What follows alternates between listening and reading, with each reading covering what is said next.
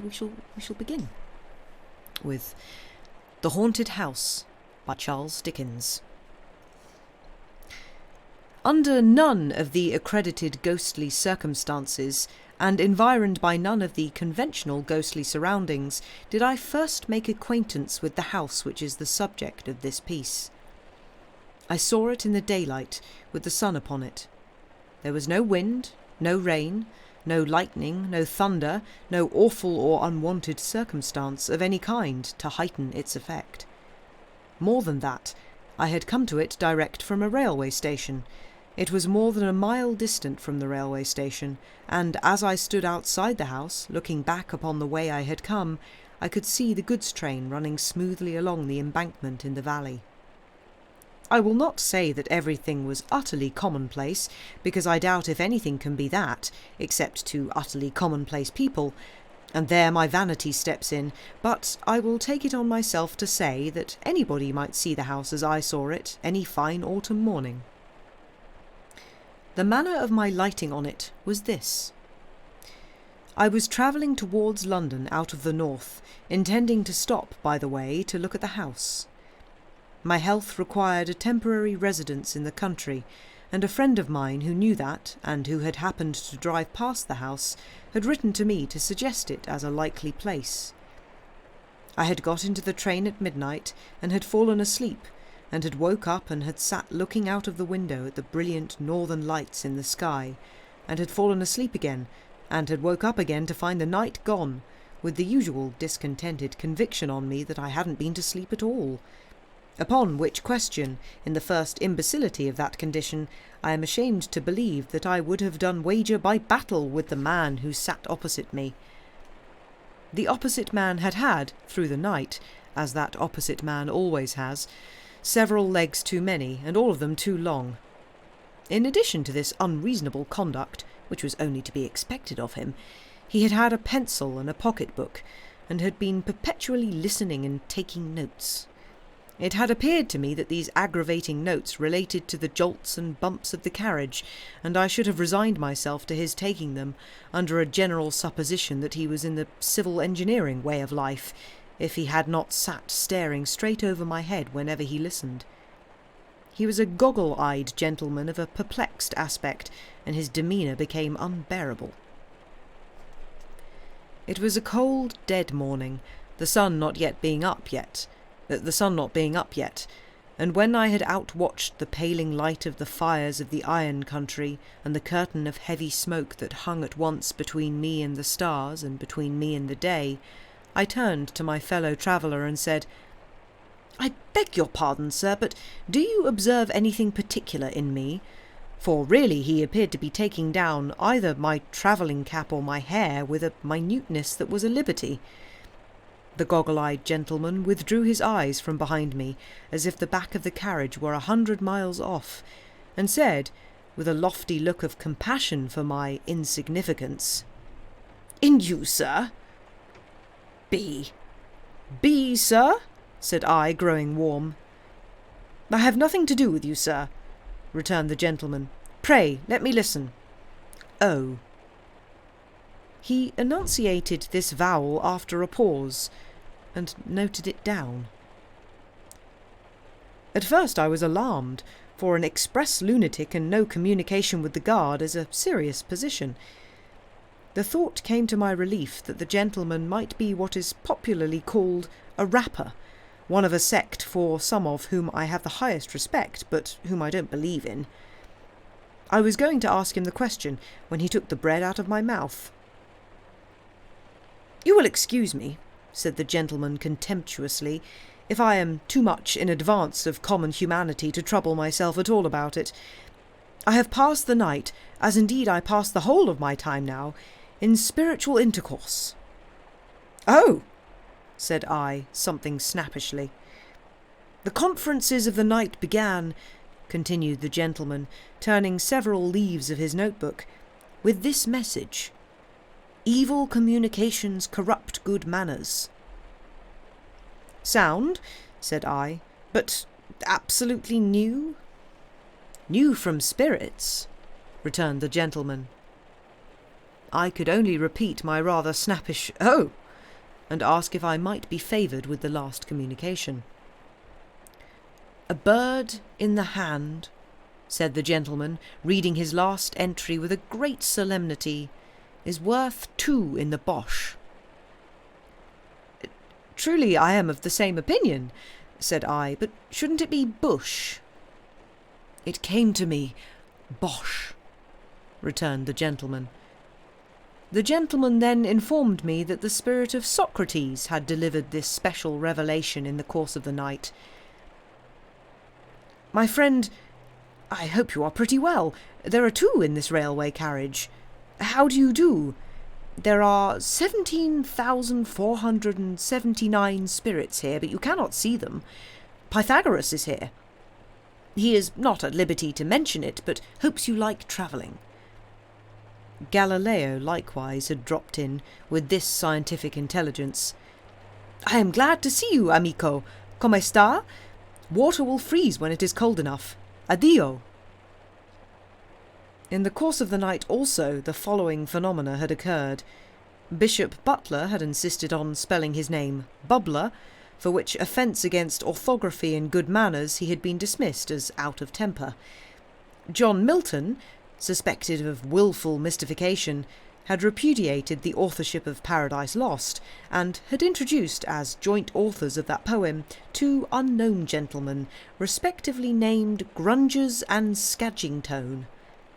And Prince Arthur, nephew of King John of England, had described himself as tolerably comfortable in the 7th circle, where he was learning to paint on velvet under the direction of Mrs. Trimmer and Mary Queen of Scots. If this should meet the eye of the gentleman who favoured me with these disclosures, I trust he will excuse my confessing that the sight of the rising sun and the contemplation of the magnificent order of the vast universe made me impatient of them.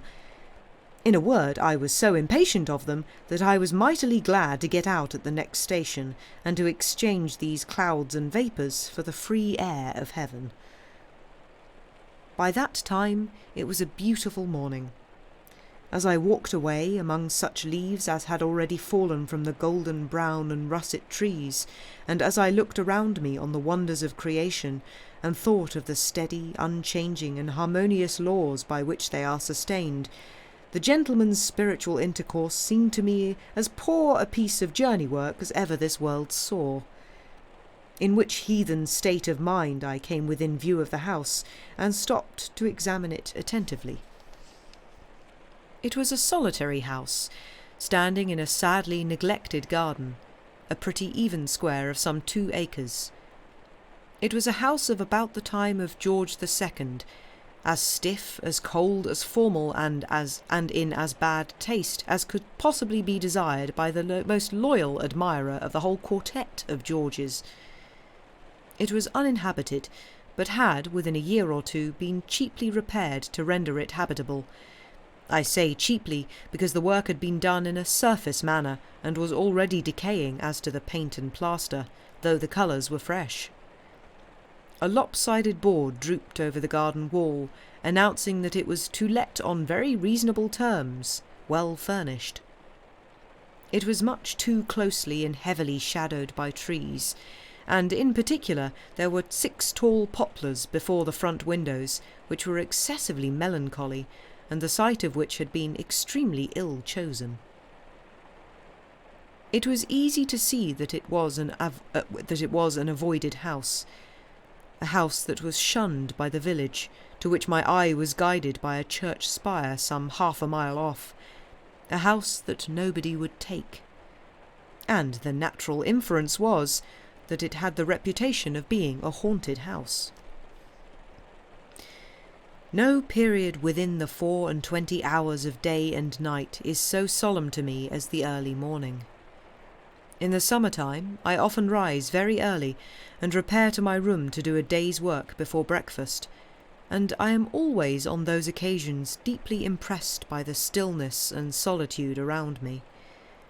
Besides that, there is something awful in the being surrounded by familiar faces asleep, in the knowledge that those who are dearest to us and to whom we are dearest are profoundly unconscious of us, in an impassive state, anticipative of that mysterious condition to which we are all tending, the stopped life, the broken threads of yesterday, the deserted seat, the closed book, the unfinished but abandoned occupation, all are images of death. The tranquillity of the hour is the tranquillity of death. The colour and the chill have the same association. Even a certain air that familiar household objects take upon them when they first emerge from the shadows of the night into the morning, of being newer, and as they are used to be long ago, has its counterpart in the subsidence of the worn face of maturity or age, in death, into the old youthful look. Moreover, I once saw the apparition of my father at this hour. He was alive and well, and nothing ever came of it, but I saw him in the daylight, sitting with his back towards me on a seat that stood beside my bed. His head was resting on his hand, and whether he was slumbering or grieving I could not discern. Amazed to see him there, I sat up, moved my position, leaned out of bed, and watched him. As he did not move, I spoke to him more than once. As he did not move then, I became alarmed and laid my hand upon his shoulder, as I thought, and there was no such thing. For all these reasons, and for others less easily and briefly stateable, I find the early morning to be my most ghostly time. Any house would be more or less haunted to me in the early morning, and a haunted house could scarcely address me to greater advantage than then. I walked on into the village, with the desertion of this house upon my mind, and I found the landlord of the little inn sanding his doorstep. I bespoke breakfast, and broached the subject of the house. "Is it haunted?" I asked. The landlord looked at me, shook his head, and answered, "I say nothing." "Then it is haunted." "Well," cried the landlord in an outburst of frankness that had the appearance of desperation, "I wouldn't sleep in it." "Why not?" "If I wanted to have all the bells in a house ring with nobody to ring 'em, and all the doors in a house bang with nobody to bang 'em, and all sorts of feet treading about with no feet there, why then," said the landlord, "I'd sleep in that house." "Is anything seen there?" The landlord looked at me again, and then, with his former appearance of desperation, called down his stable-yard for "Ikey." The call produced a high-shouldered young fellow, with a round red face, a short crop of sandy hair, a very broad humorous mouth, a turned-up nose, and a great-sleeved waistcoat of purple bars with mother-of-pearl buttons that seemed to be growing upon him, and to be in a fair way, if it were not pruned, of covering his head and overrunning his boots.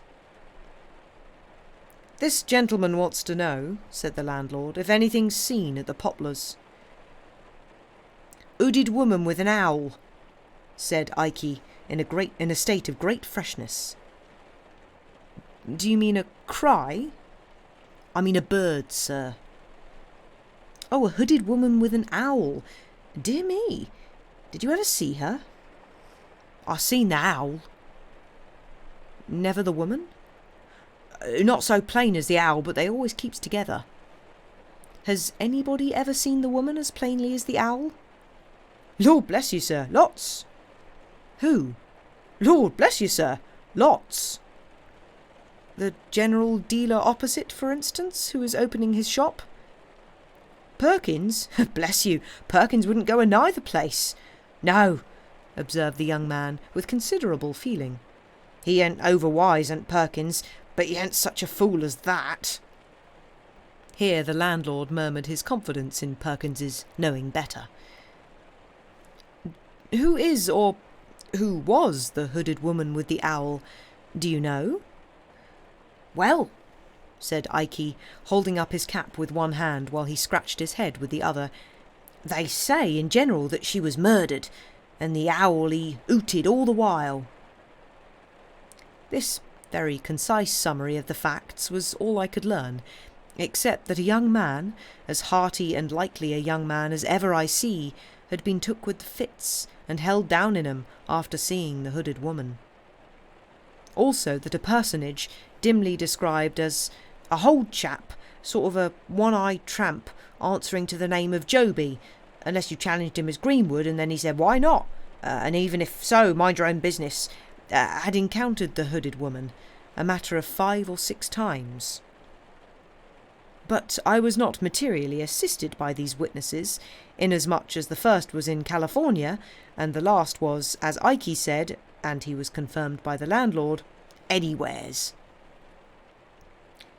Now, although I regard with a hushed and solemn fear the mysteries between which and this state of existence is interposed the barrier of the great trial and change that fall on all the things that live, and although I have not the audacity to pretend that I know anything of them, I can no more reconcile the mere banging of doors, ringing of bells, creaking of boards, and such like insignificances, with the majestic beauty and pervading analogy of all the divine rules that I am permitted to understand, than I had been able, a little while before, to yoke the spiritual intercourse of my fellow traveller to the chariot of the rising sun. Moreover, I had lived in 2 haunted houses, both abroad.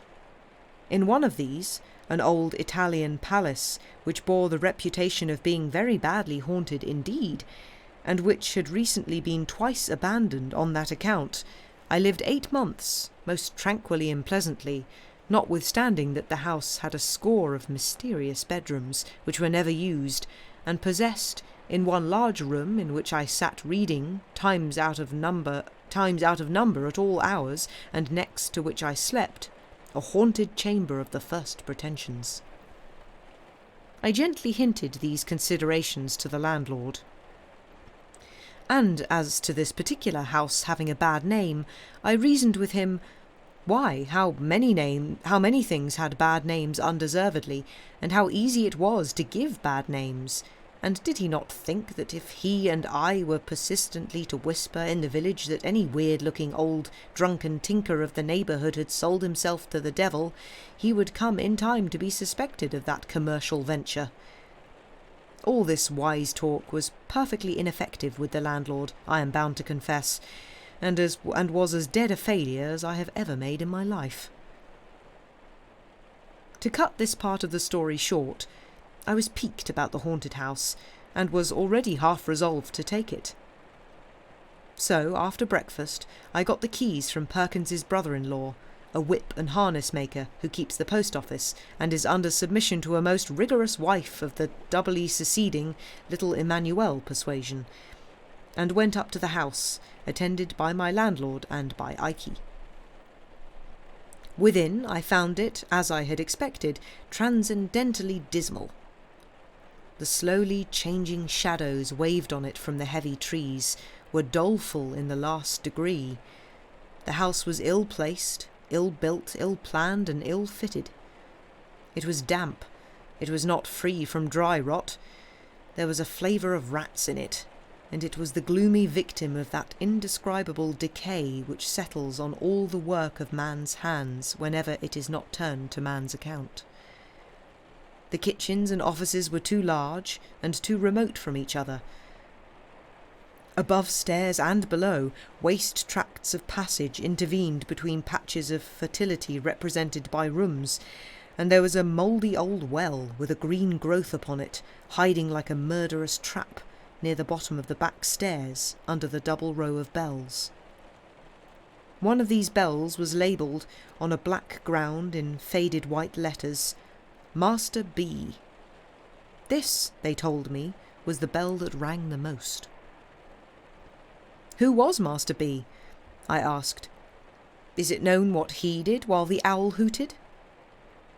Rang the bell, said Ike. I was rather struck by the prompt dexterity with which this young man pitched his fur cap at the bell and rang it himself. It was a loud, unpleasant bell, and made a very disagreeable sound. The other bells were inscribed according to the names of the rooms to which their wires were conducted, as picture room, double room, clock room, and the like. Following Master B.'s bell to its source, I found that young gentleman to have had but indifferent third-class accommodation in a triangular cabin under the cock-loft, with a corner fireplace which Master B must have been exceedingly small if he were ever able to warm himself at, and a corner chimney-piece like a pyramidal staircase to the ceiling for Tom Thumb. The papering of one side of the room had dropped down bodily, with fragments of plaster adhering to it, and almost blocked up the door. It appeared that Master B, in his spiritual condition, always made a point of pulling the paper down. Neither the landlord nor Ikey could suggest why he made such a fool of himself. Except that the house had an immensely large rambling loft at the top, I made no other discoveries. It was moderately well furnished, but sparely. Some of the furniture, say a third, was as old as the house. The rest was of various periods within the last half-century. I was referred to a corn chandler in the market-place of the county town to treat for the house. I went that day, and I took it for 6 months. It was just the middle of October when I moved in with my maiden sister. I venture to call her 38, she is so very handsome, sensible, and engaging. We took with us a deaf stableman, my bloodhound Turk, 2 women servants, and a young person called an odd girl. I have reason to record of the attendant last enumerated, who was one of the St. Lawrence's Union female orphans, that she was a fatal mistake and a disastrous engagement. The year was dying early. The leaves were falling fast. It was a raw, cold day when we took possession, and the gloom of the house was most depressing. The cook, an amiable woman, but of a weak turn of intellect, burst into tears on beholding the kitchen, and requested that her silver watch might be delivered over to her sister, 2 Tuppentocks Gardens, Liggs Walk, Clapham Rise, in the event of anything happening to her from the damp. Streaker, the housemaid, feigned cheerfulness, but was the greater martyr. The odd girl, who had never been in the country, alone was pleased, and made arrangements for sowing an acorn in the garden outside the scullery window, and rearing an oak. We went, before dark, through all the natural, as opposed to supernatural, miseries incidental to our state. Dispiriting reports ascended like the smoke from the basement in volumes, and descended from the upper rooms. There was no rolling pin. There was no salamander, which failed to surprise me, for I don't know what it is. There was nothing in the house. What there was broken. The last people must have lived like pigs. What could the meaning of the landlord be? Through these distresses, the odd girl was cheerful and exemplary. But within 4 hours after dark, we had got into a supernatural groove, and the odd girl had seen eyes and was in hysterics. My sister and I had agreed to keep the haunting strictly to ourselves, and my impression was, and still is, that I had not left Ikey when he helped to unload the cart alone with the women or any one of them for 1 minute. Nevertheless, as I say, the odd girl had seen eyes. No other explanation could ever be drawn from her, before 9, and by 10 o'clock had had as much vinegar applied to her as would pickle a handsome salmon. I leave a discerning public to judge of my feelings when, under these untoward circumstances, at about 10:30 o'clock, Master B.'s bell began to ring in a most infuriated manner, and Turk howled until the house resounded with his lamentations. I hope I may never again be in a state of mind so unchristian as the mental frame in which I lived for some weeks respecting the memory of Master B. Whether his bell was rung by rats, or mice, or bats, or wind, or what other accidental vibration, or sometimes by one cause, sometimes another, and sometimes by collusion, I don't know, but certain it is that it did ring 2 nights out of 3, until I conceived the happy idea of twisting Master B.'s neck, in other words, breaking his bell short off, and silencing that young gentleman, as to my experience and belief, for ever. But by that time the odd girl had developed such improving powers of catalepsy that she had become a shining example of that very inconvenient disorder. She would stiffen like a Guy Fawkes endowed with unreason on the most irrelevant occasions. I would address the servants in a lucid manner, pointing out to them that I had painted Master B.'s room and balked the paper, and taken Master B.'s bell away and balked the ringing, and if they could suppose that the confounded boy had lived and died to clothe himself with no better behaviour than would most unquestionably have brought him and the sharpest particles of a birch broom into close acquaintance in the present imperfect state of existence, could they also suppose a mere poor human being, such as I was, capable by those contemptible means of counteracting and limiting the powers of the disembodied spirits of the dead, or of any spirits, I say I would become emphatic and cogent, not to say rather complacent, in such an address, when it would all go for nothing by reason of the odd girl's suddenly stiffening from the toes upward and glaring among us like a parochial petrifaction. Streaker, the housemaid, too, had an attribute of a most discomforting nature. I am unable to say whether she was of an unusually lymphatic temperament, or what else was the matter with her, but this young woman became a mere distillery for the production of the largest and most transparent tears I ever met with. Combined with these characteristics was a peculiar tenacity of hold in those specimens, so that they didn't fall, but hung upon her face and nose. In this condition, and mildly and deplorably shaking her head, her silence would throw me more heavily than the admirable Crichton would ever have done in a verbal disputation for a purse of money. Cook, likewise, always covered me with confusion, as with a garment, by neatly winding up the session with the protest that the 'ouse was wearing her out, and by meekly repeating her last wishes regarding her silver watch. As to our nightly life, the contagion of suspicion and fear was amongst us, and there is no such contagion under the sky. Hooded woman? According to the accounts, we were in a perfect convent of hooded women. Noises? With that contagion downstairs, I myself have sat in the dismal parlour, listening, until I have heard so many and such strange noises that they would have chilled my blood if I had not warmed it by dashing out to make discoveries. Try this in bed in the dead of night. Try this at your own comfortable fireside in the life of the night. You can fill any house with noises, if you will, until you have a noise for every nerve in your nervous system. I repeat, the contagion of suspicion and fear was amongst us, and there is no such contagion under the sky. The women, their noses in a chronic state of excoriation from smelling salts, were always primed and loaded for a swoon, and ready to go off by hair triggers.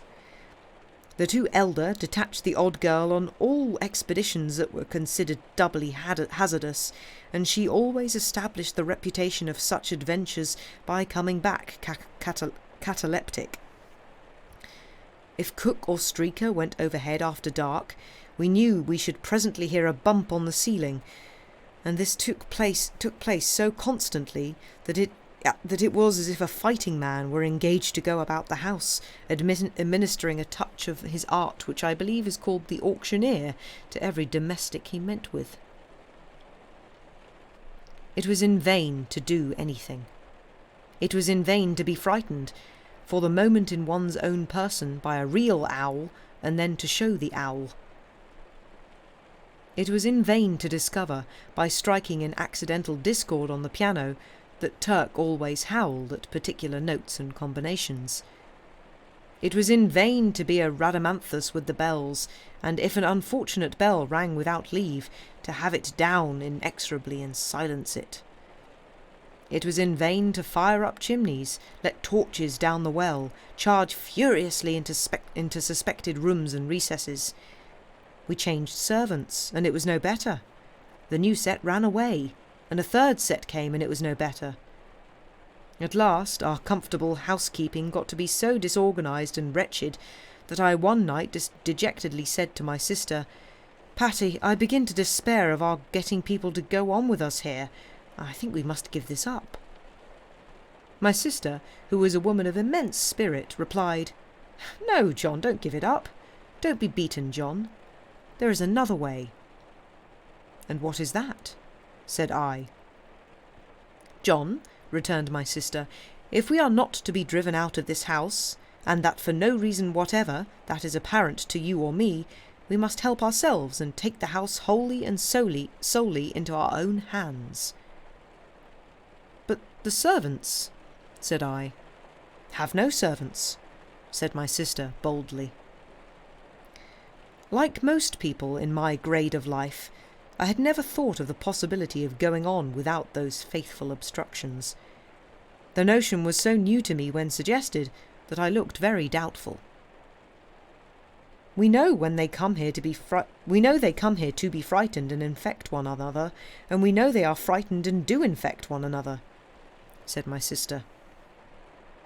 "With the exception of Bottles," I observed in a meditative tone. Bottles was the deaf stableman. I kept him in my service, and still keep him, as a phenomenon of moroseness not to be matched in England. "To be sure, John," assented my sister, "except Bottles. But what does that go to prove? Bottles talks to nobody and hears nobody unless he is absolutely roared at. And what alarm has Bottles ever given or taken? None." This was perfectly true, the individual in question having retired every night at 10 o'clock to his bed over the coach-house, with no other company than a pitchfork and a pail of water. That the pail of water would have been over me and a pitchfork through me if I had put myself without announcement in Bottles's way after that minute, I had deposited in my own mind as a fact worth remembering. Neither had Bottles ever taken the least notice of any of our many uproars.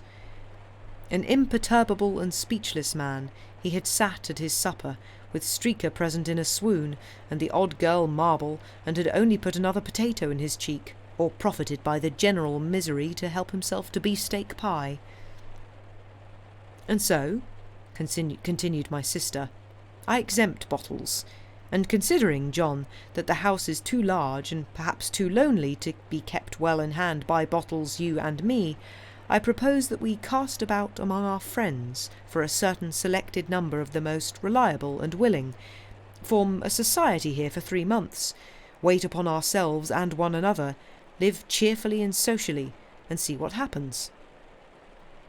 I was so charmed with my sister that I embraced her on the spot, and went into her plan with the greatest ardour. We were then in the 3rd week of November, but we took our measures so vigorously, and were so well seconded by the friends in whom we confided, that there was still a week of the month unexpired when our party all came down together merrily and mustered in the haunted house. I will mention in this place 2 small changes that I made while my sister and I were yet alone.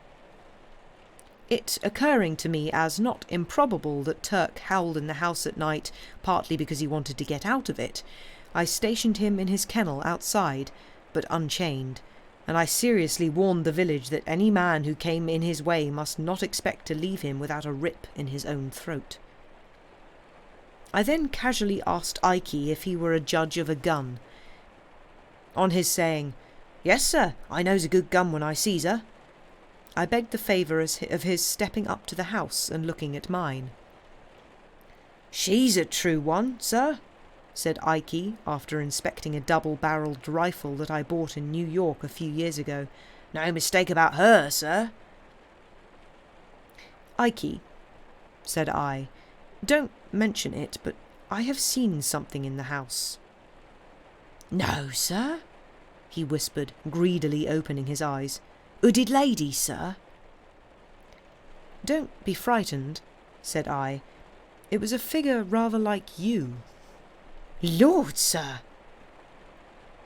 "Ikey," said I, shaking hands with him warmly, I may say affectionately, "if there is any truth in these ghost stories, the greatest service I can do you is to fire at that figure, and I promise you, by heaven and earth, I will do it with this gun if I see it again."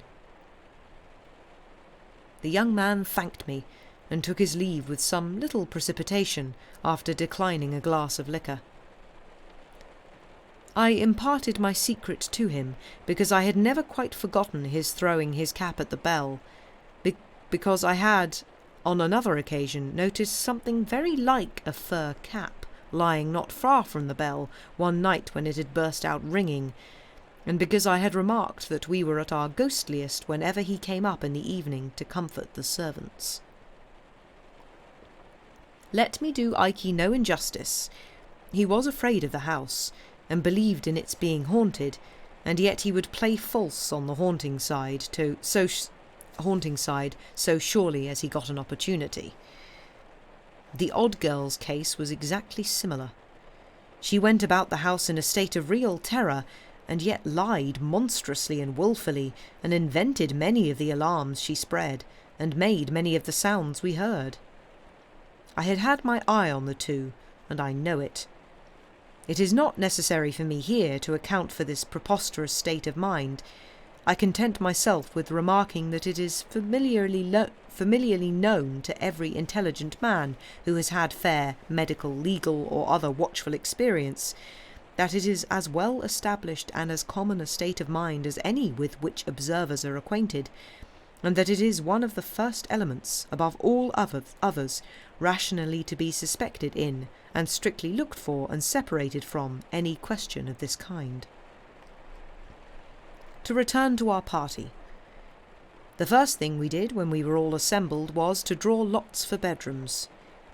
That done, and every bedroom, and indeed the whole house, having been minutely examined by the whole body, we allotted the various household duties,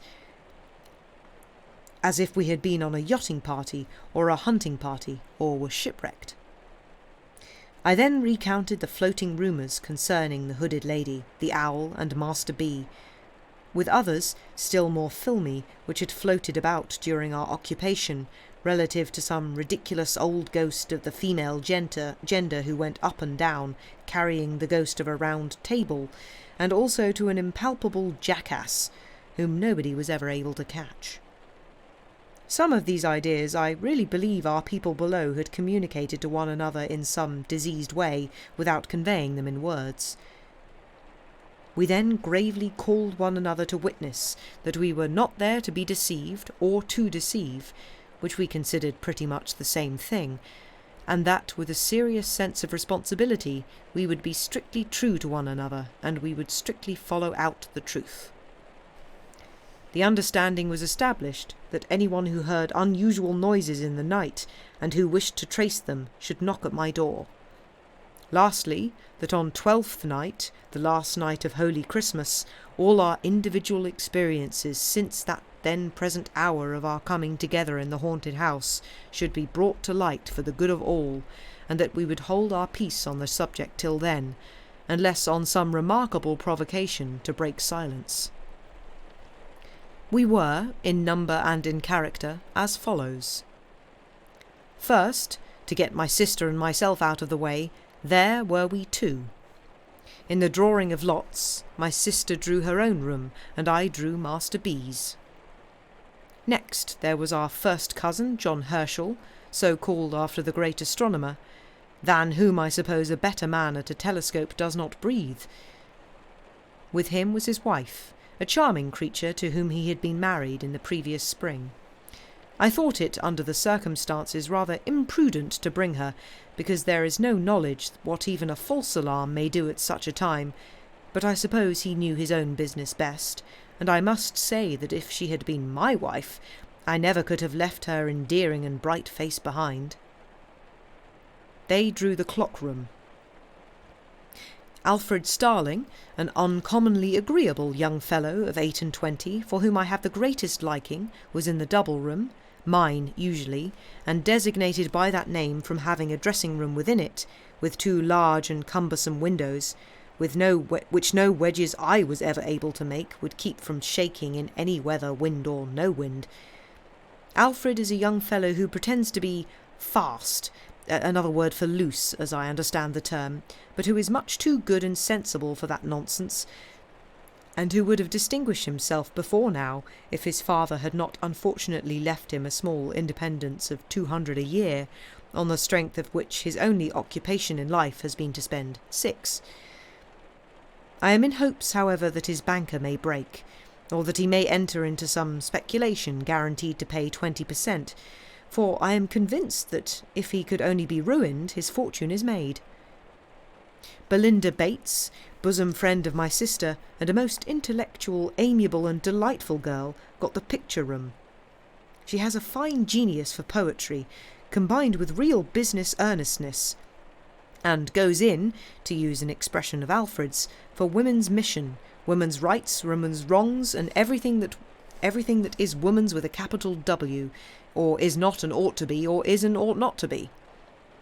Most praiseworthy, my dear, and heaven prosper you, I whispered to her on the first night of my taking leave of her at the picture-room door. But don't overdo it.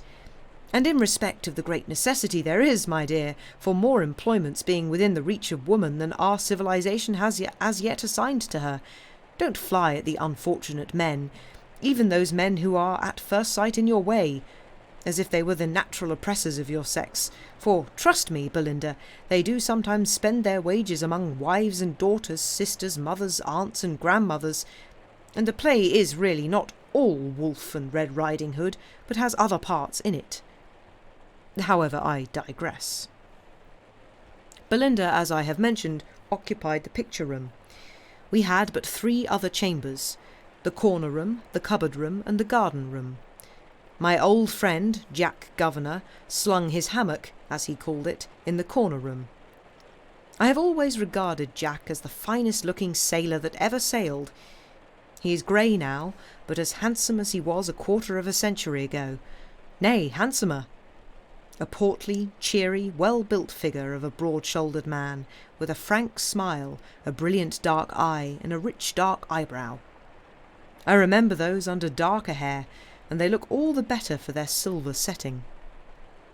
He has been wherever his Union namesake flies, has Jack, and I have met old shipmates of his, away in the Mediterranean and on the other side of the Atlantic, who have beamed and brightened at the casual mention of his name, and have cried, "You know Jack Governor?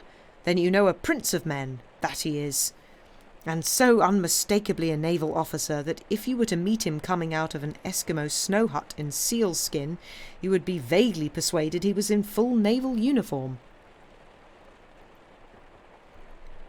Jack once had that bright clear eye of his on my sister, but it fell out that he married another lady and took her to South America, where she died. This was a dozen years ago or more. He brought down with him to our haunted house a little cask of salt beef, for he is always convinced that not all salt beef, not of his own pickling, is mere carrion. For he is always convinced that all salt beef not of his own pickling is mere carrion, and invariably, when he goes to London, packs a piece in his portmanteau.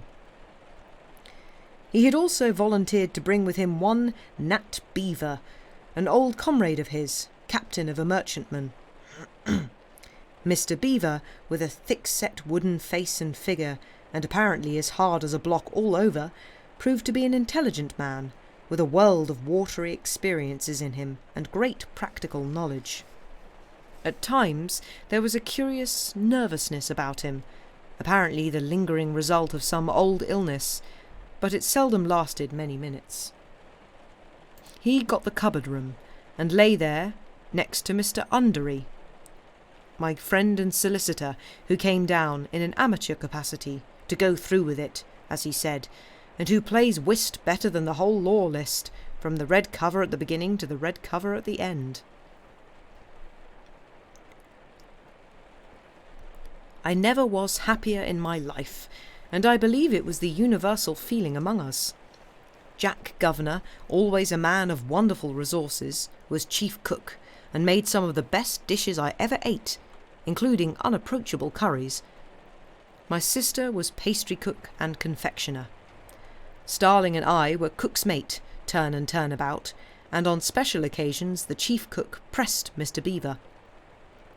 We had a great deal of outdoor sport and exercise, but nothing was neglected within, and there was no ill humour or misunderstanding among us, and our evenings were so delightful that we had at least one good reason for being reluctant to go to bed. We had a few night alarms in the beginning. On the first night I was knocked up by Jack with a most wonderful ship's lantern in his hand, like the gills of some monster of the deep, who informed me that he was going aloft in the main truck to have the weathercock down. It was a stormy night, and I remonstrated, but Jack called my attention to its making a sound like a cry of despair, and said somebody would be hailing a ghost presently if it wasn't done. So, up to the top of the house, where I could hardly stand for the wind, we went, accompanied by Mr. Beaver, and there Jack, lantern and all, and with Mr. Beaver after him, swarmed up to the top of a cupola, some 24 feet above the chimneys, and stood upon nothing particular, coolly knocking the weathercock off, until they both got into such good spirits with the wind and the height that I thought they would never come down. Another night they turned out again, and had a chimney cowl off. Another night they cut a sobbing and gulping water pipe away. Another night they found out something else. On several occasions they both, in the coolest manner, simultaneously dropped out of their respective bedroom windows, hand over hand by their counterpanes, to overhaul something mysterious in the garden. The engagement among us was faithfully kept, and nobody revealed anything. All we knew was, if anyone's room were haunted, no one looked the worse for it. The ghost in Master B's room. When I established myself in the triangular garret which had gained so distinguished a reputation, my thoughts naturally turned to Master B. Excuse me. My speculations about him were uneasy and manifold. Whether his Christian name was Benjamin, Bixestyle, from his having been born in leap year, Bartholomew, or Bill. Whether the initial letter belonged to his family name, and that was Baxter, Black, Brown, Barker, Buggins, Baker, or Bird. Whether he was a foundling and had been baptized B. Whether he was a lion-hearted boy and B was short for Britain or for Bull. Whether he could possibly have been kith and kin to an illustrious lady who brightened my own childhood, and had come of the blood of the brilliant Mother Bunch. With these profitless meditations I tormented myself much. I also carried the mysterious letter into the appearance and pursuits of the deceased, wondering whether he dressed in blue, wore boots. He couldn't have been bald. Was a boy of brains, liked books, was good at bowling, had any skill as a boxer, even in his buoyant boyhood bathed from a bathing machine at Bognor, Bangor, Bournemouth, Brighton, or Broadstairs, like a bounding billiard ball. So, from the first, I was haunted by the letter B. It was not long before I remarked that I never by any hazard had a dream of Master B, or of anything belonging to him. But the instant I awoke from sleep, at whatever hour of the night, my thoughts took him up, and roamed away, trying to attach his initial letter to something that would fit it and keep it quiet. For 6 nights I had been worried thus in Master B's room, when I began to perceive that things were going wrong. The first appearance that presented itself was early in the morning, when it was but just daylight and no more. I was standing shaving at my glass, when I suddenly discovered, to my consternation and amazement, that I was shaving, not myself, I am 50, but a boy, apparently Master B. I trembled and looked over my shoulder. Nothing there. I looked again in the glass and distinctly saw the features and expression of a boy who was shaving, not to get rid of a beard, but to get one. Extremely troubled in my mind, I took a few turns in the room and went back to the looking-glass, resolved to steady my hand and complete the operation in which I had been disturbed. Opening my eyes, which I had shut while recovering my firmness, I now met in the glass, looking straight at me, the eyes of a young man of 4 or 25. Terrified by this new ghost, I closed my eyes and made a strong effort to recover myself. Opening them again, I saw, shaving his cheek in the glass, my father, who has long been dead. Nay, I even saw my grandfather too, whom I never did see in my life. Although naturally much affected by these remarkable visitations, I determined to keep my secret until the time agreed upon for the present general disclosure. Agitated by a multitude of curious thoughts, I retired to my room that night, prepared to encounter some new experience of a spectral character. Nor was my preparation needless, for, waking from an uneasy sleep at exactly 2 o'clock in the morning, what were my feelings to find that I was sharing my bed with the skeleton of Master B. I sprang up, and the skeleton sprang up also. I then heard a plaintive voice saying, "Where am I? What is become of me?" And, looking hard in that direction, perceived the ghost of Master B. The young spectre was dressed in an obsolete fashion, or rather was not so much dressed as put into a case of inferior pepper and salt cloth, made horrible by means of shining buttons. I observed that these buttons went in a double row over each shoulder of the young ghost, and appeared to descend his back. He wore a frill round his neck. His right hand, which I distinctly noticed to be inky, was laid upon his stomach. Connecting this action with some feeble pimples on his countenance and his general air of nausea, I concluded this ghost to be the ghost of a boy who had habitually taken a great deal too much medicine. "Where am I?" said the little spectre in a pathetic voice. "And why was I born in the calomel days, and why did I have all that calomel given me?"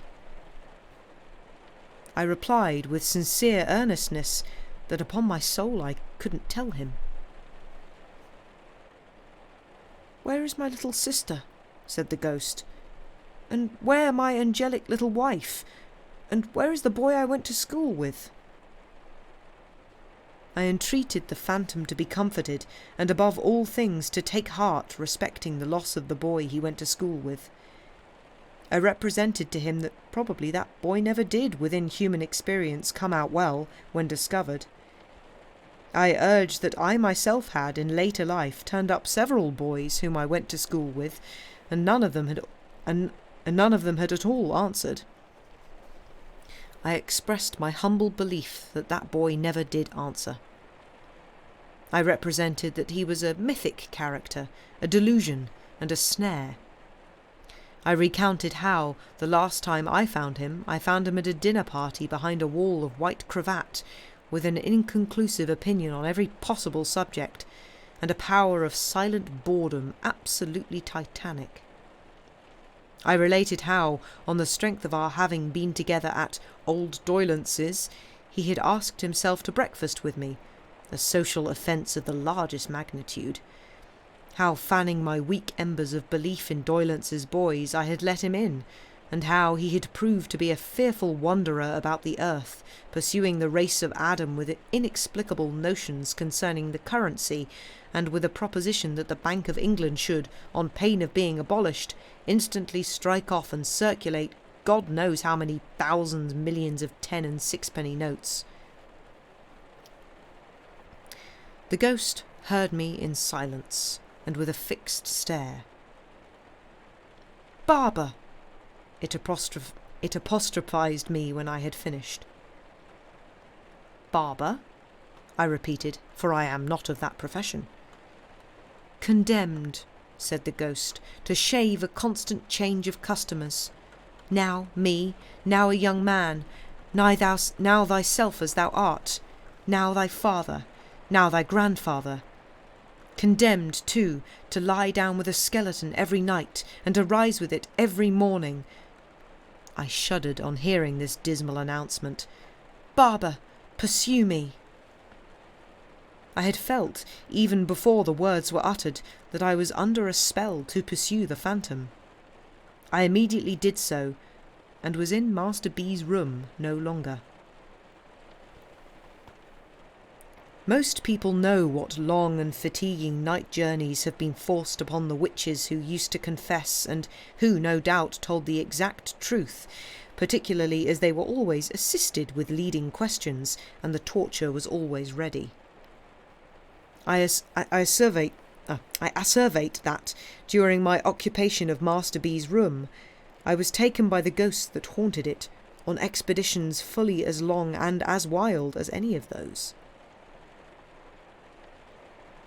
Assuredly I was presented no shabby old man with a goat's horns and tail, something between Pan and an old clothesman, holding conventional receptions, as stupid as those of real life and less decent, but I came upon other things which appeared to me to have more meaning. Confident that I speak the truth and shall be believed, I declare without hesitation that I followed the ghost, in the first instance on a broomstick, and afterwards on a rocking horse.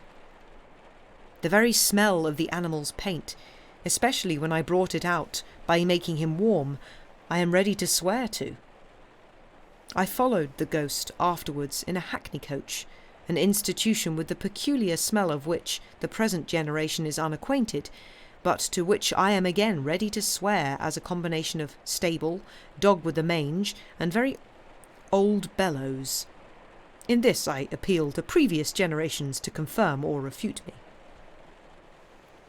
I pursued the phantom on a headless donkey, at least upon a donkey who was so interested in the state of his stomach that his head was always down there, investigating it, on ponies expressly born to kick up behind, on roundabouts and swings from fairs, in the first cab, another forgotten institution where the fare regularly got into bed and was tucked up with the driver. Not to trouble you with a detailed account of all my travels in pursuit of the ghost of Master B, which were longer and more wonderful than those of Sinbad the Sailor, I will confine myself to one experience from which you may judge of many. I was marvellously changed. I was myself, yet not myself. I was conscious of something within me which has been the same all through my life, and which I have always recognized under all its phases and varieties as never altering, and yet I am not the I who had gone to bed in Master B.'s room. I had the smoothest of faces and the shortest of legs, and I had taken another creature like myself, also with the smoothest of faces and the shortest of legs, behind a door, and was confiding to him a proposition of the most astounding nature. This proposition was that we should have a seraglio. The other creature assented warmly. He had no notion of respectability, neither had I. It was the custom of the East. It was the way of the good Caliph Harun al-Rashid. Let me have the corrupted name again once more. It is so scented with sweet memories. The usage was highly laudable and most worthy of imitation. "Oh, yes, let us," said the other creature with a jump, "have a seraglio." It was not because we entertained the faintest doubts of the meritorious character of the Oriental establishment we proposed to import that we perceived it must be kept a secret from Miss Griffin. It was because we knew Miss Griffin to be bereft of human sympathies, and incapable of appreciating the greatness of the great Harun. Mystery impenetrably shrouded from Miss Griffin, then, let us entrust it to Miss Buell. We were 10 in Miss Griffin's establishment by Hampstead Ponds, 8 ladies and 2 gentlemen. Miss Buell, whom I judged to have attained the ripe age of 8 or 9, took the lead in society. I opened the subject to her in the course of the day and proposed that she should become the favourite. Miss Bule, after struggling with the diffidence so natural to and charming in her adorable sex, expressed herself as flattered by the idea, but wished to know how it was proposed to provide for Miss Pipson. Miss Bule, who was understood to have vowed towards that young lady a friendship, halves and no secrets until death, on the church service and lessons complete in 2 volumes with case and lock, Miss Bule said she could not, as the friend of Pipson, disguise from herself or me that Pipson was not one of the common. Now, Miss Pipson, having curly light hair and blue eyes, which was my idea of anything mortal and feminine that was called fair, I promptly replied that I regarded Miss Pipson in the light of a fair Circassian. "And what then?" Miss Bule pensively asked. I replied that she must be inveigled by a merchant, brought to me veiled, and purchased as a slave. The other creature had already fallen into the second male place in the state, and was set apart for Grand Vizier. He afterwards resisted this disposal of events, but had his hair pulled until he yielded. "Shall I not be jealous?" Miss Bule inquired, casting down her eyes. "Zobeide, no," I replied. "You will ever be the favourite sultana, the first place in my heart, and on my throne will be ever yours." Miss Bule, upon that assurance, consented to propound the idea to her 7 beautiful companions. It occurring to me, in the course of the same day, that we knew we could trust a grinning and good-natured soul called Tabby, who was the serving drudge of the house, and had no more figure than one of the beds, and upon whose face there was always more or less black lead, I slipped into Miss Bule's hand after supper a little note to that effect, dwelling on the black lead as being in a manner deposited by the finger of Providence, pointing Tabby out for Mesrour, the celebrated chief of the harem. There were difficulties in the formation of the desired institution, as there are in all combinations. The other creature showed himself of a low character, and when defeated in aspiring to the throne, pretended to have conscientious scruples about prostrating himself before the Caliph, wouldn't call him Commander of the Faithful, spoke of him slightingly and inconsistently as a mere chap, said he, the other creature, wouldn't play, and was otherwise coarse and offensive. This meanness of disposition was, however, put down by the general indignation of a united seraglio, and I became blessed in the smiles of 8 of the fairest of the daughters of men.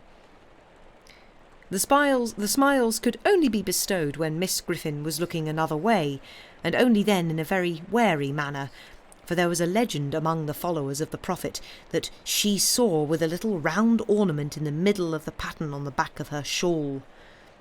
But every day after dinner, for an hour, we were all together, and then the favourite and the rest of the royal harem competed who should most beguile the leisure of the serene Haroun reposing from the cares of state, which were generally, as in most affairs of state, of an arithmetical character, the commander of the faithful being a fearful boggler at a sum.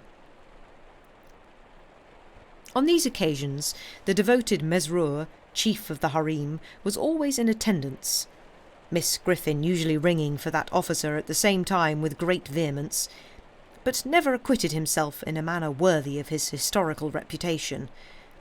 In the first place, his bringing a broom into the divan of the Caliph, even when Haroun wore on his shoulders the red robe of anger, Miss Pipson's pelisse, though it might be got over for the moment, was never to be quite satisfactorily accounted for.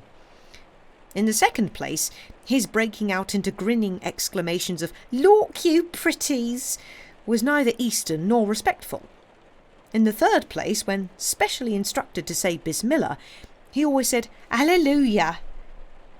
This officer, unlike his class, was too good-humoured altogether, kept his mouth open far too wide, expressed approbation to an incongruous extent, and even once, it was on the occasion of the purchase of the fair Circassian for 500,000 purses of gold, and cheap too, embraced the slave, the favourite and the caliph all round. Parenthetically, let me say, God bless Mesrour, and may there have been sons and daughters on that tender bosom, softening many a hard day since. Miss Griffin was a model of propriety, and I am at a loss to imagine what the feelings of the virtuous woman would have been if she had known, when she paraded us down the Hampstead Road 2 and 2, that she was walking with a stately step at the head of polygamy. I believe that a mysterious and terrible joy with which the contemplation of Miss Griffin in this unconscious state inspired us, and a grim sense prevalent amongst us that there was a dreadful power in our knowledge of what Miss Griffin, who knew all things that could be learnt out of a book, didn't know, were the mainspring of the preservation of our secret. It was wonderfully kept, but was once upon the verge of self-betrayal. The danger and escape occurred on a Sunday. We were all 10 ranged in a conspicuous part of the gallery at church, with Miss Griffin at our head, as we were every Sunday, advertising the establishment in an unsecular sort of way, when the description of Solomon in his domestic glory happened to be read. The moment that monarch was thus referred to, conscience whispered me, "Thou too, Haroun." The officiating minister had a cast in his eye, and it assisted conscience by giving him the appearance of reading personally at me. A crimson blush, attended by a fearful perspiration, suffused my features. The Grand Vizier became more dead than alive, and the whole seraglio reddened as if the sunset of Baghdad shone direct upon their lovely faces. At this portentous time, the awful Griffin rose and balefully surveyed the children. My own impression was that Church and State had entered into a conspiracy with Miss Griffin to expose us, and that we should all be put into white sheets and exhibited in the centre aisle. But so westerly, if I may be allowed the expression as opposite to Eastern associations, was Miss Griffin's sense of rectitude, that she merely suspected apples, and we were saved. I have called the seraglio united. Upon the question solely whether the commander of the faithful durst exercise a right of kissing in that sanctuary of the palace were its peerless inmates divided. Zobeide asserted a counter-right in the favourite to scratch, and the fair Circassian put her face for refuge into a green baize bag originally designed for books. On the other hand, a young antelope of transcendent beauty from the fruitful plains of Camden Town, whence she had been brought by traders in the half-yearly caravan that crossed the intermediate desert after the holidays, held more liberal opinions, but stipulated for limiting the benefit of them to that dog, and son of a dog, the Grand Vizier, who had no rights and was not in question. At length, the difficulty was compromised by the installation of a very youthful slave as deputy. She, raised upon a stool, officially received upon her cheeks the salutes intended by the gracious Haroun for other sultanas, and was privately rewarded from the coffers of the ladies of the harem. And now it was, at the full height of enjoyment of my bliss, that I became heavily troubled. I began to think of my mother, and what she would say to my taking home at midsummer 8 of the most beautiful of the daughters of men, but all unexpected. I thought of the number of beds we made up at our house, of my father's income, and of the baker, and my despondency redoubled. The seraglio and malicious vizier, divining the course of their lord's unhappiness, did their utmost to augment it. They professed unbounded fidelity, and declared that they would live and die with him. Reduced to the utmost wretchedness by these protestations of attachment, I lay awake for hours at a time, ruminating on my frightful lot. In my despair, I think I might have taken an early opportunity of falling on my knees before Miss Griffin, avowing my resemblance to Solomon, and praying to be dealt with according to the outraged laws of my country, if an unthought-of means of escape had not opened before me. One day we were out walking, 2 by 2, on which occasion the vizier had his usual instructions to take note of the boy at the turnpike, and if he profanely gazed, which he always did, at the beauties of the harem, to have him bowstrung in the course of the night. And it happened that our hearts were veiled in gloom. An unaccountable action on the part of the antelope had plunged the state into disgrace. That charmer, on the representation that the previous day was her birthday, and that vast treasures had been sent in a hamper for its celebrations, both baseless assertions, had secretly but most pressingly invited 35 neighbouring princes and princesses to a ball and supper, with a special stipulation that they were not to be fetched till 12. This wandering of the antelope's fancy led to the surprising arrival at Miss Griffin's door, in diverse equipages and under various escorts, of a great company in full dress, who were deposited on the top step in a flush of high expectancy, and who were dismissed in tears. At the beginning of the double knocks attendant on these ceremonies, the antelope had retired to a back attic and bolted herself in, and at every new arrival Miss Griffin had gone so much more and more distracted that at last she had been seen to tear her front. Ultimate capitulation on the part of the offender had been followed by solitude in the linen closet, bread and water, and a lecture to all of vindictive length, in which Miss Griffin had used expressions, firstly, "I believe you all knew of it," secondly, "every one of you is as wicked as another," thirdly, "a pack of little wretches." Under these circumstances we were walking drearily along, and I, especially with my responsibilities heavy on me, was in a very low state of mind, when a strange man accosted Miss Griffin, and after walking on at her side for a little while and talking with her, looked at me. Supposing him to be a minion of the law, and that my hour was come, I instantly ran away, with the general purpose of making for Egypt.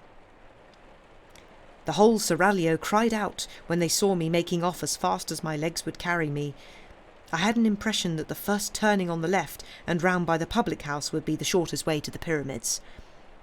Miss Griffin screamed after me, the faithless vizier ran after me, and the boy at the turnpike dodged me into a corner like a sheep and cut me off. Nobody scolded me when I was taken and brought back. Miss Griffin only said with a stunning gentleness, "This was very curious. Why had I run away when the gentleman looked at me?" If I had had any breath to answer with, I dare say I should have made no answer. Having no breath, I certainly made none. Miss Griffin and the strange man took me between them, and walked me back to the palace in a sort of state, but not at all, as I couldn't help feeling with astonishment, in a culprit state. When we got there, we went into a room by ourselves, and Miss Griffin called in to her assistance Mesrour, chief of the guards of the harem. Mesrour, on being whispered to, began to shed tears. "Oh, bless you, my precious," said that officer, turning to me. "Your pa's took bitter bad." I asked, with a fluttered heart, "Is he very ill?" "Lord temper the wind to you, my lamb," said the good Mesrour, kneeling down that I might have a comforting shoulder for my head to rest on. "Your pa's dead." Haroun al-Rashid took to flight at the words. The seraglio vanished. From that moment I never again saw one of the 8 of the fairest of the daughters of men. I was taken home, and there was debt at home as well as death, and we had a sale there. My own little bed was so superciliously looked on by a power unknown to me, hazily called the trade, that a brass coal scuttle, a roasting jack, and a bird cage were obliged to be put into it to make a lot of it, and then it went for a song. So I heard mentioned, and I wondered what song, and thought what a dismal song it must have been to sing. Then I was sent to a great cold bare school of big boys, where everything to eat and wear was thick and clumpy, without being enough, where everybody large and small was cruel, where the boys knew all about the sale, before I got there, and asked me what I had fetched, and who had bought me, and hooted at me, "Going, going, gone." I never whispered in that wretched place that I had been Haroun, or had had a seraglio, for I knew that if I mentioned my reverses, I should be so worried that I should have to drown myself in the muddy pond near the playground, which looked like the beer. Ah me, ah me! No other ghost has haunted the boys' room, my friends, since I have occupied it, than the ghost of my own childhood, the ghost of my own innocence, the ghost of my own airy belief. Many a time have I pursued the phantom, never with this man's stride of mine to come up with it, never with these man's hands of mine to touch it, and never more to this man's heart of mine to hold it in its purity. And here you see me working out, as cheerfully and thankfully as I may, my doom of shaving in the glass a constant change of customers, and of lying down and rising up with the skeleton allotted to me for my mortal companion. The end.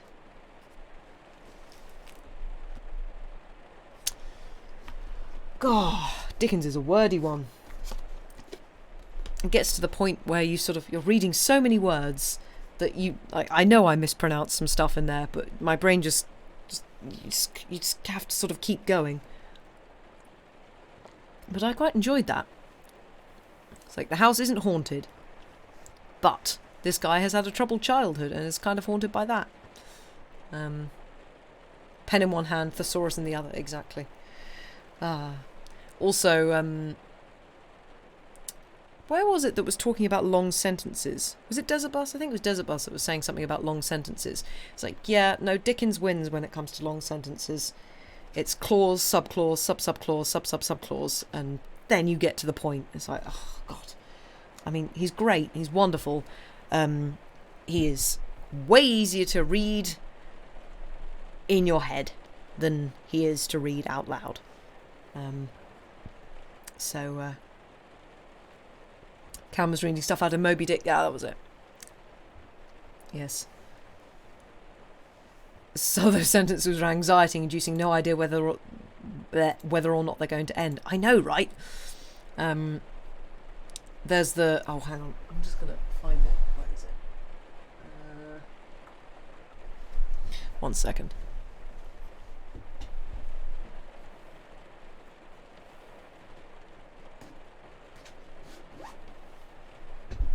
Oops. Sorry, I just punched the microphone.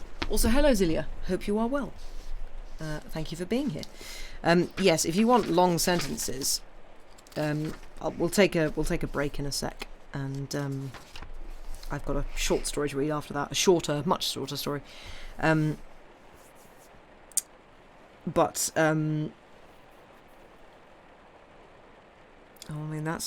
so basically the first two paragraphs of Oliver Twist are just two sentences.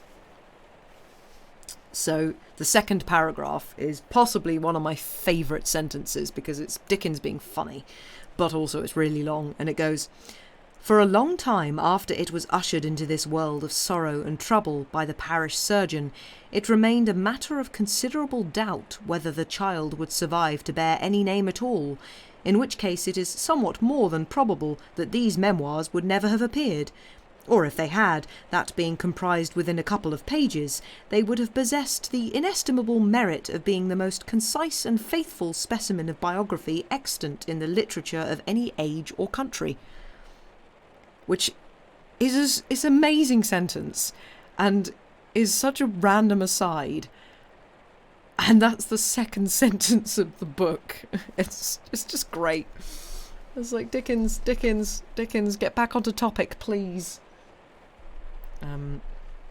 So yes, that is my favourite Dickens sentence. There's a lot going on there, I know, right? It's Dickens going, so this... actually, no, wait, this is an amusing aside that I could put in. What was I talking about again? Yeah, it's great.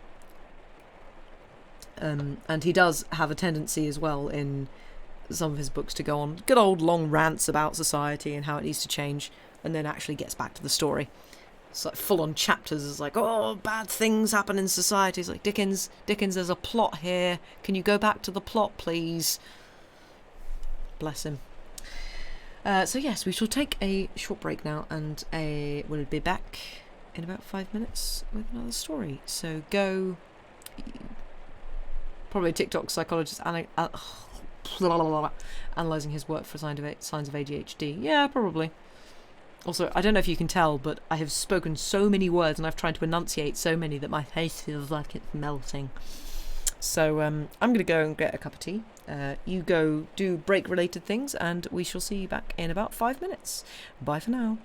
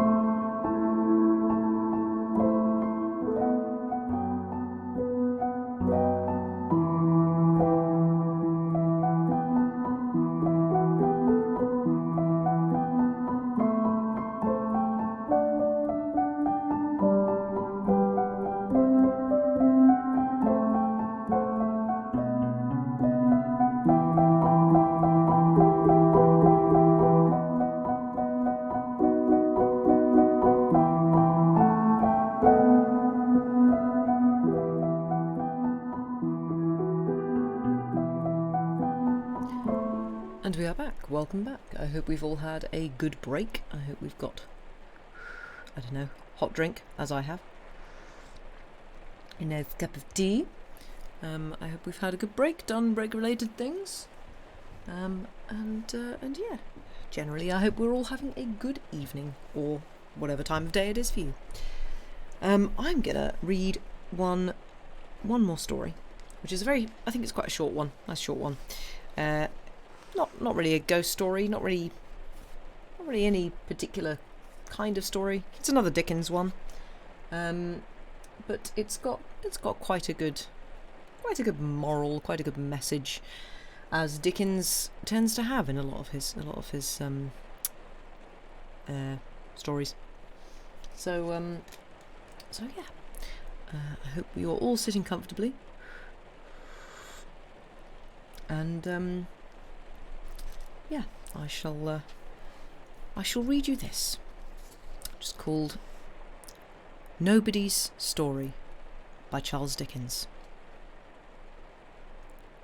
He lived on the bank of a mighty river, broad and deep, which was always silently rolling on to a vast undiscovered ocean.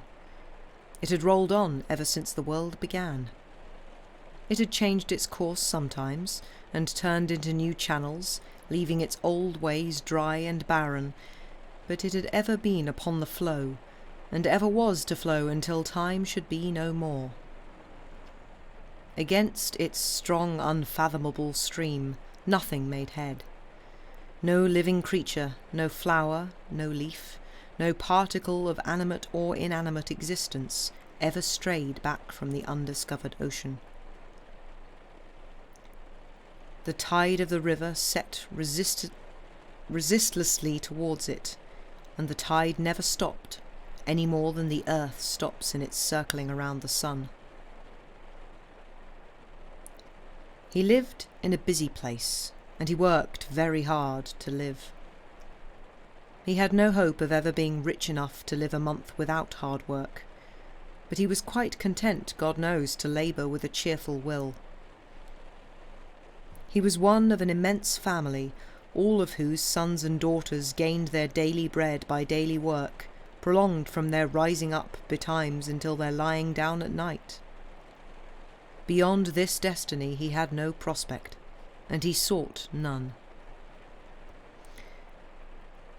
There was overmuch drumming, trumpeting, and speech-making in the neighbourhood where he dwelt, but he had nothing to do with that. Such clash and uproar came from the Bigwig family, at the unaccountable proceedings of which race he marvelled much. They set up the strangest statues in iron, marble, bronze, and brass before his door, and darkened his house with the legs and tails of uncouth images of horses. He wondered what it all meant, smiled in a rough, good-humoured way he had, and kept at his hard work. The Bigwig family, composed of all the stateliest people thereabouts and all the noisiest, had undertaken to save him the trouble of thinking for himself, and to manage him and his affairs. "Why, truly," said he, "I have little time upon my hands, and if you will be so good as to take care of me in return for the money I pay over," for the Bigwig family were not above his money, "I shall be relieved and much obliged, considering that you know best." Hence the drumming, trumpeting, and speech-making, and the ugly images of horses which he was expected to fall down and worship. "I don't understand all this," said he, rubbing his furrowed brow confusedly, "but it has a meaning, maybe, if I could find it out." "It means," returned the Bigwig family, suspecting something of what he said, "honour and glory in the highest, to the highest merit." "Oh," said he, and he was glad to hear that.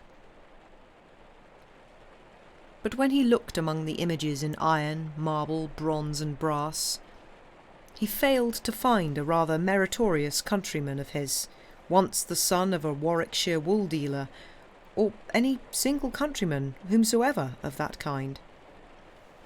He could find none of the men whose knowledge had rescued him and his children from terrific and disfiguring disease, whose boldness had raised his forefathers from the condition of serfs, whose wise fancy had opened a new and high existence to the humblest, whose skill had filled the working man's world with accumulated wonders. Whereas he did find others whom he knew no good of, and even others whom he knew much ill of.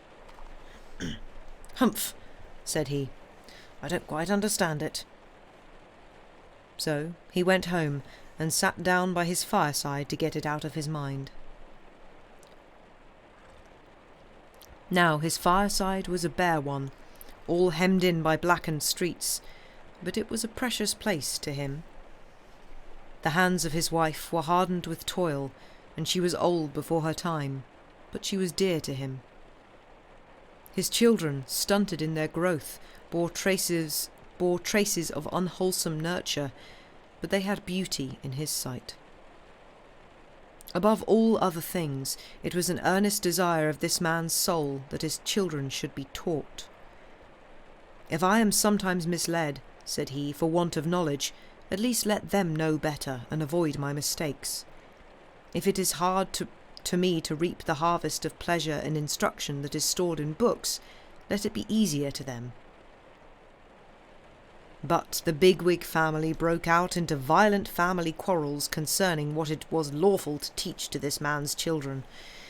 Some of the family insisted on such a thing being primary and indispensable above all things, and others of the family insisted on such another thing being primary and indispensable above all things, and the bigwig family, rent into factions, wrote pamphlets, held convocations, delivered charges, orations, and all varieties of discourses, impounded one another in courts lay and courts ecclesiastical, threw dirt, exchanged pummelings, and fell together by the ears in unintelligible animosity.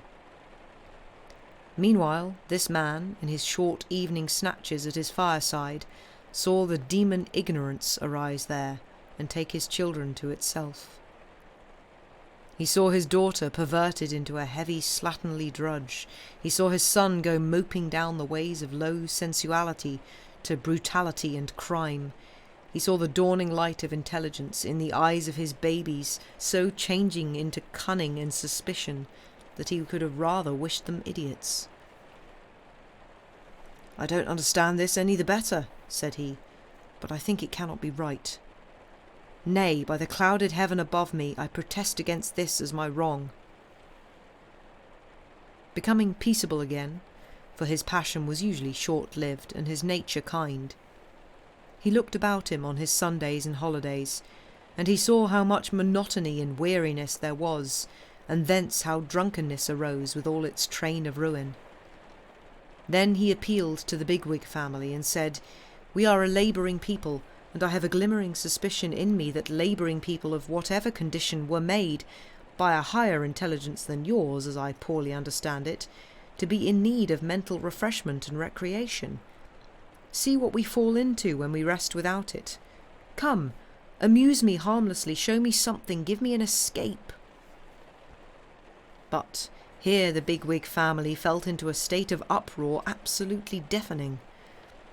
When some few voices were faintly heard, proposing to show him the wonders of the world, the greatness of creation, the mighty changes of time, the workings of nature, and the beauties of art, to show him these things, that is to say, at any period of his life when he could look upon them, there arose among the bigwigs such roaring and raving, such pulpiting and petitioning, such maundering and memorializing, such name-calling and dirt-throwing, such a shrill wind of parliamentary questioning and feeble replying, where "I dare not" waited on "I would," that the poor fellow stood aghast, staring wildly around.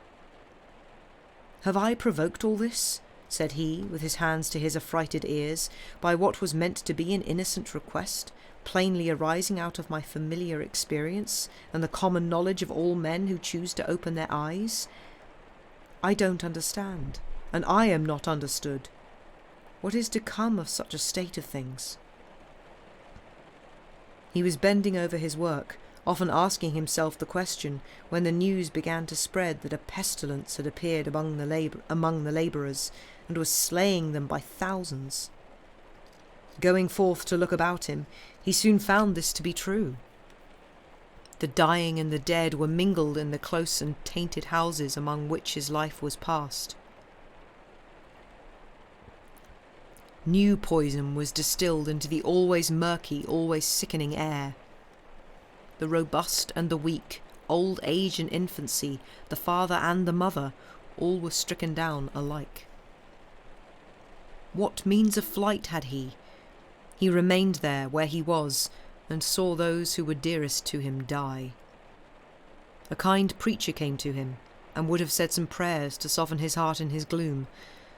But he replied, "Oh, what avails it, missionary, to come to me, a man condemned to residence in this fetid place, where every sense bestowed upon me for my delight becomes a torment, and where every minute of my numbered days is a new mire added to the heap under which I lie oppressed? But give me my first glimpse of heaven, through a little of its light and air. Give me pure water. Help me to be clean. Lighten this heavy atmosphere and heavy life in which our spirits sink, and we become the indifferent and callous creatures you too often see us.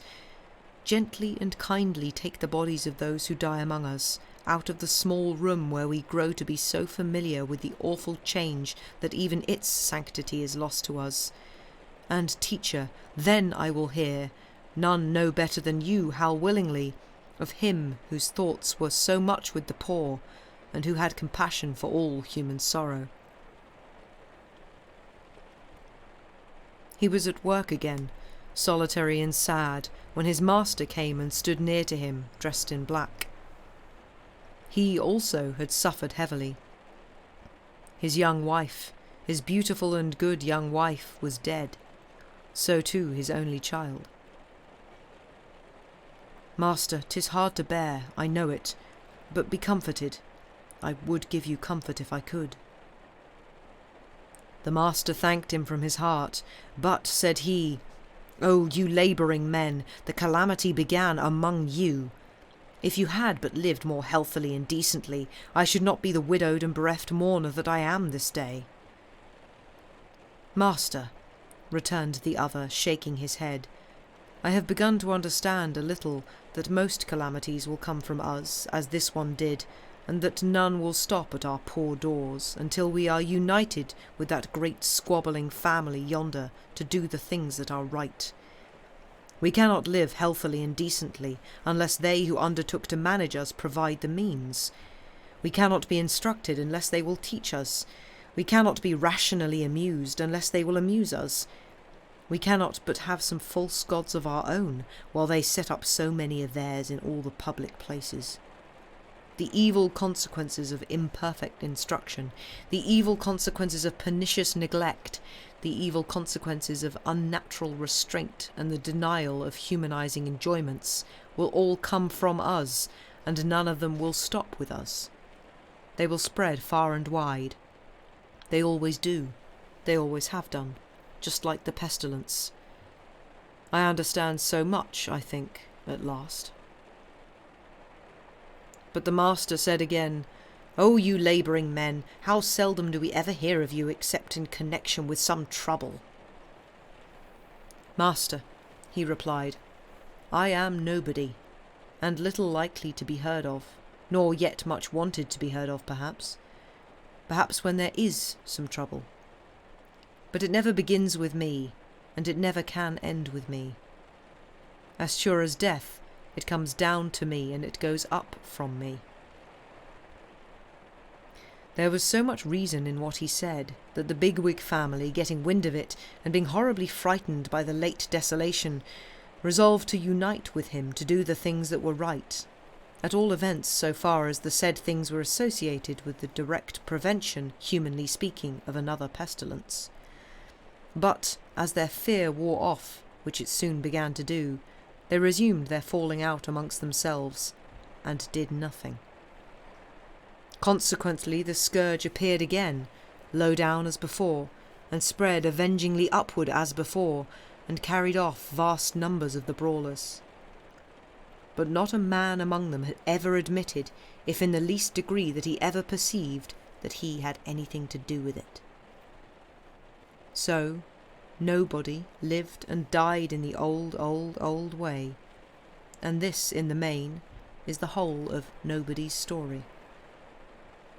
Had he no name, you ask? Perhaps it was Legion.